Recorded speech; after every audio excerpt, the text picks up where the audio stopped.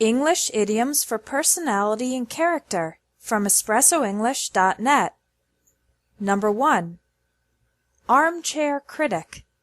Someone who makes comments or criticisms about a situation in which they aren't taking any action to help solve the problem.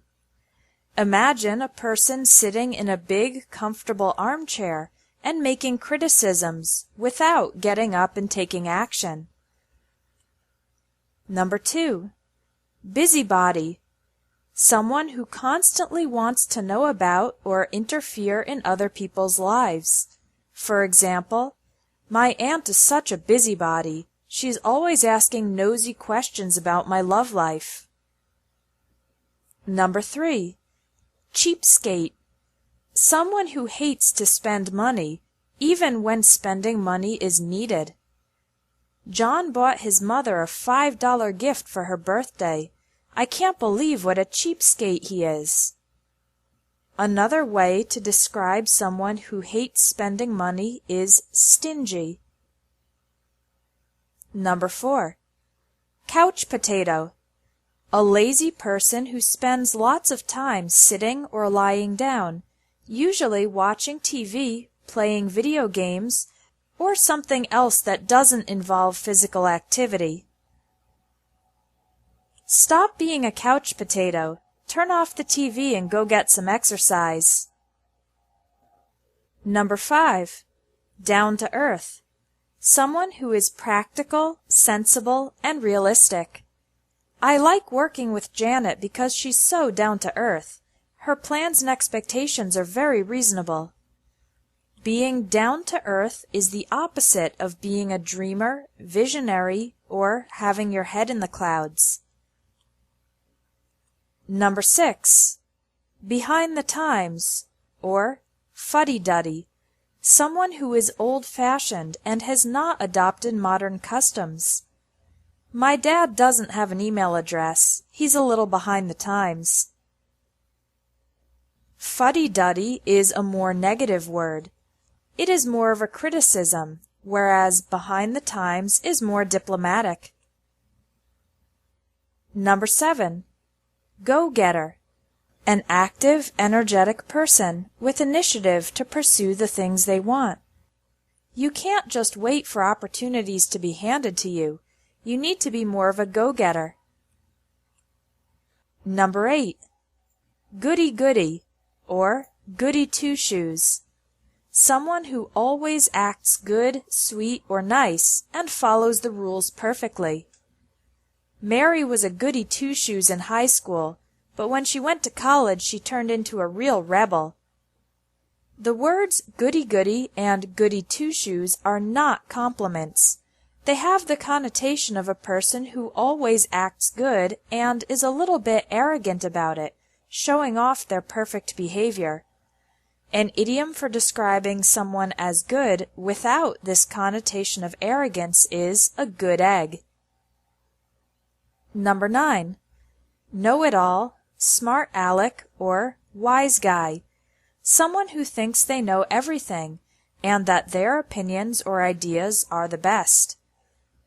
I tried to give advice, but my know-it-all coworker wouldn't even listen.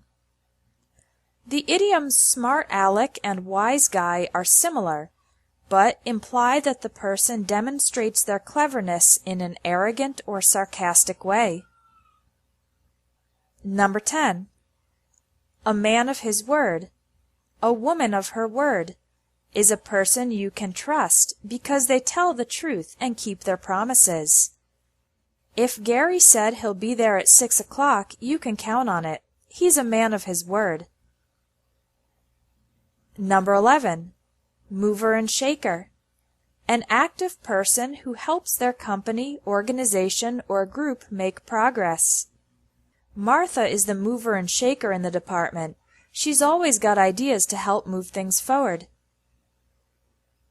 Number 12. A person who is set in his or her ways is stubborn and committed to their current way of doing things. I showed my boss the benefits of this new strategy, but he's set in his ways and doesn't want to change. Number 13. Slime ball. a disgusting, horrible person who deserves to be hated. Harry dumped Kate and immediately started trying to hook up with her 16-year-old sister. What a slime ball! A person can be described as a slime ball in any context, not only romantic relationships. This word can be used for anybody who did an especially terrible, dishonest, or violent action. Number 14. Social butterfly. An extroverted person who loves to socialize with many people. I'm more reserved, but my mother is a social butterfly.